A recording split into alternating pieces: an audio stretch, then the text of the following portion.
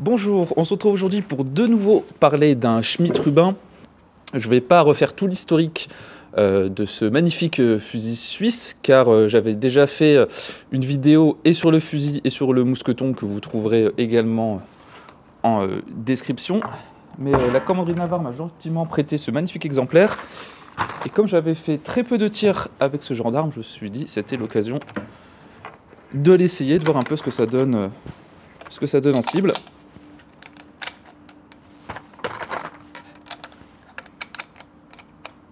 Donc ce modèle-ci, il me semble qu'il date de 1915 et il est dans un état irréprochable.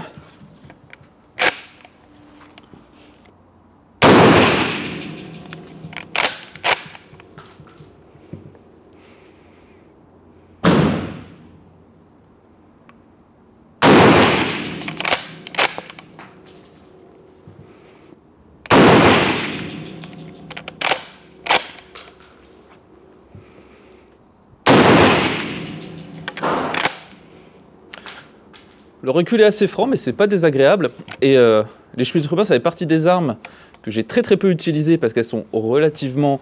on en trouve relativement facilement. Donc je crois que ça doit être la deuxième ou troisième fois que je tire avec. Mais ça pousse peut-être un peu plus que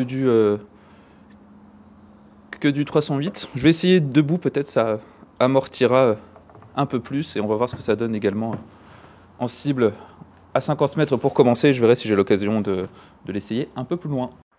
Bah, ça tire un peu haut en fait, donc je visais le cœur de cible. Bon, je vais essayer de faire ma prise de visée à ce niveau-là pour les ramener au bon endroit. Bah, je suis curieux de voir si le 7.5 il pousse un peu plus que le 8, ouais. Parce que ouais, même... bon après ça veut rien dire la taille des cartouches, mais je vais montrer un peu la différence. Vu que là j'ai du 7,62 par 54 et le 8 par 57, il est là.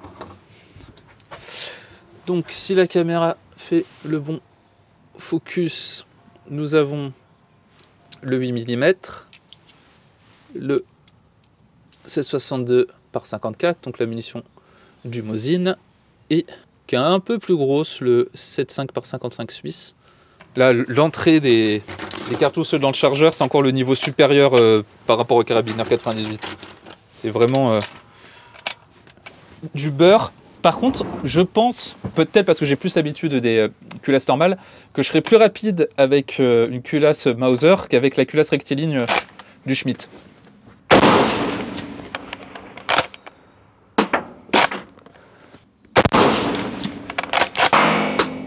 Ouais, quoique, qu'on la manipule activement, c'est quand même très rapide. Et l'éjection est toujours aussi vive et verticale.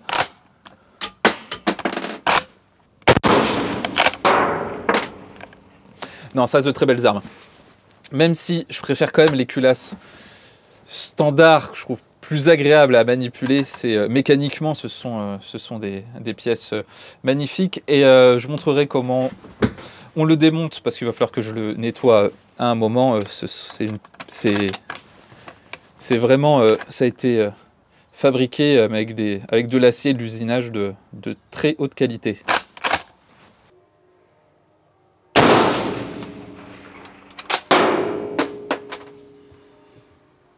Superbe.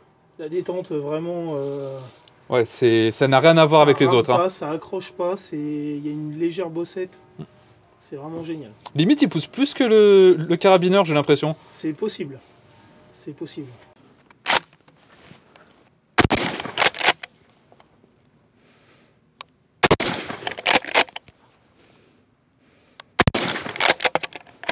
Ah, un peu trop rapide.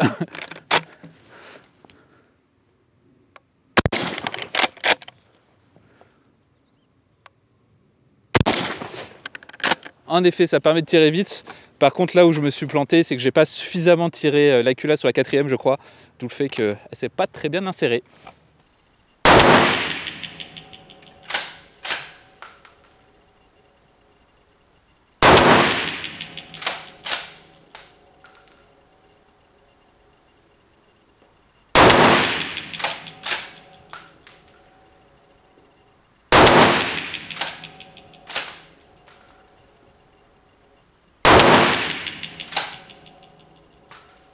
À la rigueur, c'est plus difficile à 50 mètres parce que j'ai obligé de viser quasiment sur la partie blanche de la cible. Et ce qui fait que c'est un repère qui est moins précis par rapport à viser juste en bas. Donc à 100 mètres, c'est à la rigueur plus facile qu'à 50. Alors voyons voir si je me rappelle comment on démonte les Schmitt Rubin parce que ça fait un petit bout de temps.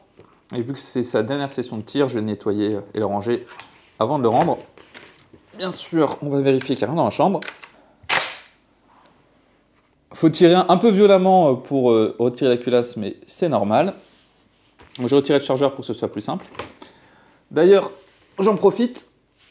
On peut voir qu'on a une poignée pistolet qui est totalement intégrée à la crosse. Donc, ce qui montre qu'en fait, il s'agit d'un modèle 1911 et pas d'un 96-11 qui va rajouter cette partie, mais qui va être rajoutée à la crosse préexistante. Mais ça aussi, je vous l'avais montré dans la vidéo précédente. On a un levier sur le côté. On va l'amener vers le bas et retirer notre culasse. Je vais mettre le fusil un peu plus loin. Alors, il faut retirer le levier d'armement et pour ce faire, on va mettre la sûreté entre les deux crans, comme ceci. Je peux alors retirer le levier.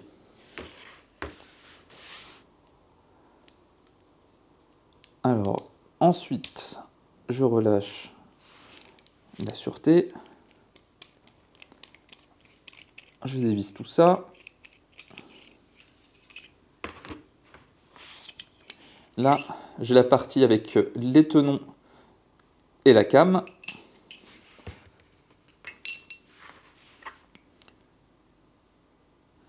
Et on va retirer aussi le percuteur qui est maintenu à cet endroit. Donc on le comprime très légèrement et on le retire. Et à ce moment-là, je peux retirer le ressort du percuteur et l'anneau. Je vais nettoyer tout ça et je vous reprends lors du remontage. Alors je reprends la partie avec la sûreté. Je l'insère dans cette position-là, donc pour que le percuteur soit le plus avancé possible. Je vais mettre le ressort du percuteur et le percuteur en lui-même. Donc je comprime légèrement le ressort et je l'insère de cette façon. Je vais ramener la sûreté, comme tout à l'heure, entre les deux positions, au milieu. Je remets la partie avec les tenons sur la culasse.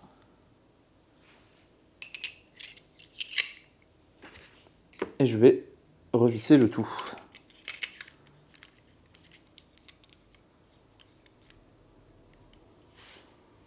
Ensuite, j'aligne bien cette partie de la came avec cette encoche pour que je puisse réinsérer le levier d'armement. Alors là, j'insère le levier et normalement, je vais pouvoir tirer vers l'arrière en maintenant bien la culasse. Enfin, je vais mettre la sûreté en position de tir, ce qui va permettre de resolidariser le levier d'armement.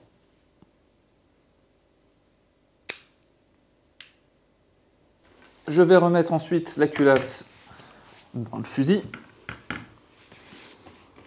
en appuyant sur le levier. C'est pas bien compliqué, mais le faire dans cette position, c'est pas forcément ce qui est le plus pratique.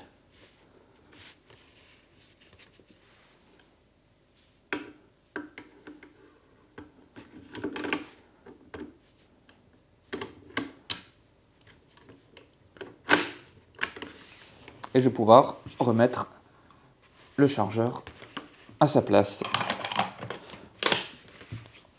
En tout cas, j'espère que cette vidéo vous aura plu ou vous aura été utile pour le remontage et le démontage de la culasse d'un Schmitt Rubin. Un grand merci à la commanderie de Navarre de m'avoir prêté ce fusil, parce que ces vidéos, je ne vous le cache pas, étaient juste une excuse pour tirer un peu plus avec ce magnifique fusil suisse. Je vous invite, comme d'habitude, à vous abonner à la chaîne si ce n'est pas déjà fait, et si vous le pouvez, à rejoindre le Tipeee en description. Sur ce, on se dit à bientôt pour une prochaine vidéo.